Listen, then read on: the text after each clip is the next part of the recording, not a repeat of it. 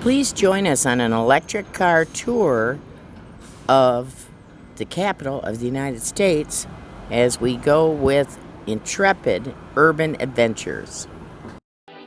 Welcome to Digging with Deej.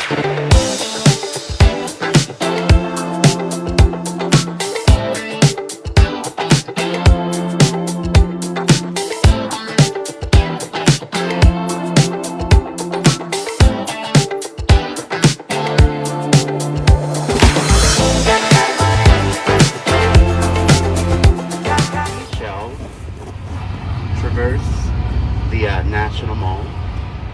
As I mentioned, we will not have an opportunity to see all of the city, of course, but we will have an opportunity to see some of the more iconic spots in the District of Columbia. I should also remind or let you guys know that the District of Columbia has requested that we put a chip into the system, preventing the vehicle from driving faster than 25 miles an hour. So we shall be, in some people's eyes, you'll notice we're moving at a very slow snail's pace, and those cars will pass by us. They may honk their horns at us. They may also give us a way of letting them know that we are number one in their book.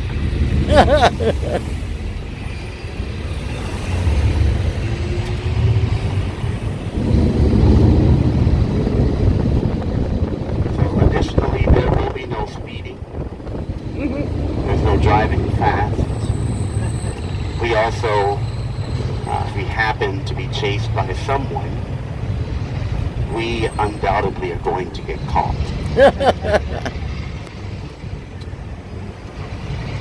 I'd like to welcome you guys to Washington, D.C.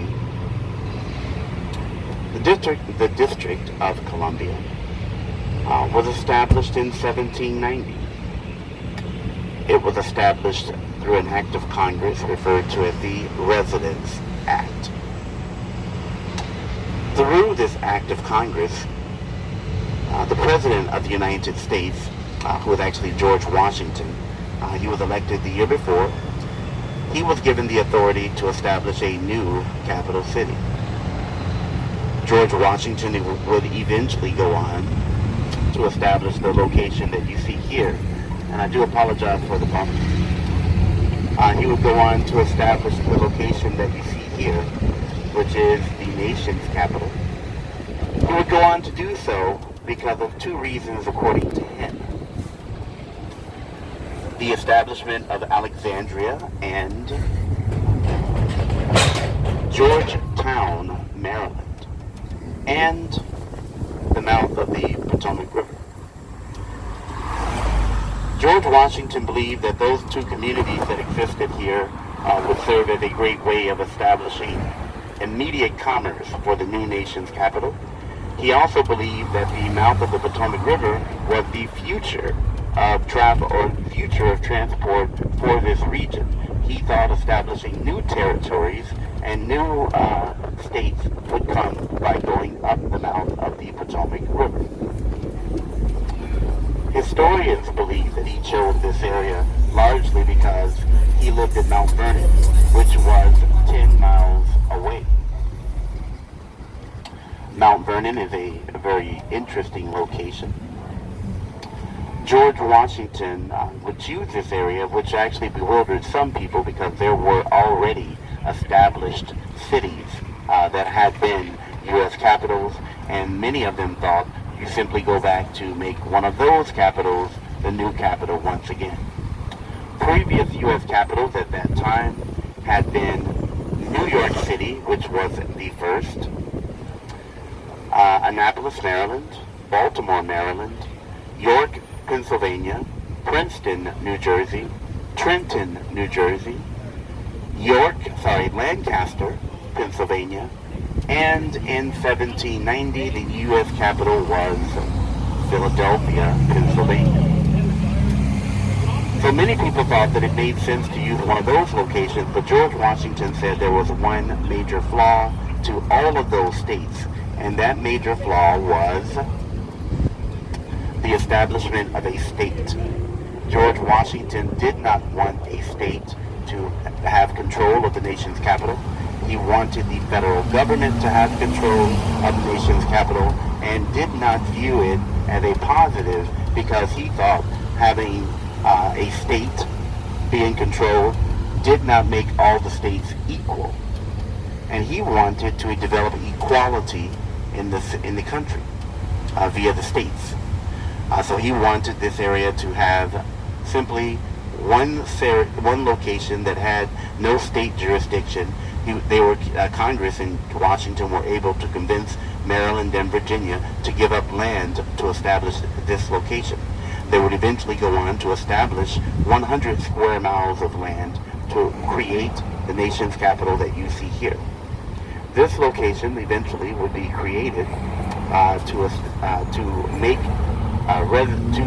make it possible for the nation to grow. George Washington would eventually go on to select Benjamin Banneker as an individual who would go on to design the capital city. Sorry, Pierre Lafont, not Benjamin Banneker. Pierre Lafont to go on and design the capital city. Pierre Lafont was a Frenchman who actually had a history of design. He would go on to lay the groundwork to establish this nation's capital. He would have assistance in doing so. The assistance would come in the form of Andrew Ellicott, of which Ellicott City was named after, and Benjamin Banneker. Benjamin Banneker was an African-American gentleman who had a history of surveying and actually was born outside Baltimore and had developed a friendship with George Washington. The friendship actually existed due to the fact that he worked as a surveyor and George Washington had previously worked as a surveyor before becoming a general and before becoming president. Those three men would go on to design the city. Ellicott and Banneker would do surveying work, and Lafont would design the plans of the city. And you will be able to see the nation's capital. It'll be on your left-hand side momentarily. It's a very beautiful, beautiful, beautiful building. Benjamin Banneker and Ellicott would work with Lafont, but there would become trouble, and that trouble would come 2 years into the work. Eventually, there would be the issue would be that Lafont was actually not meeting with some of the committee members, and one of those committee members was actually Thomas Jefferson. Thomas Jefferson eventually went to George Washington. George Washington went to Lafont, and unfortunately Lafont was fired.